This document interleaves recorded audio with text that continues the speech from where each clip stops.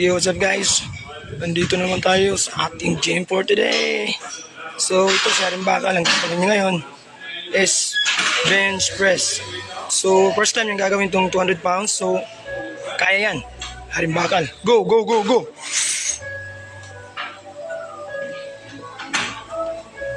Medyo mabigat po ito mga kaibigan. So, kung sa tingin nyo hindi nyo kayang gawin to, yung bigat, make sure na meron kayong spotter kasi yung bench press mahirap po ito.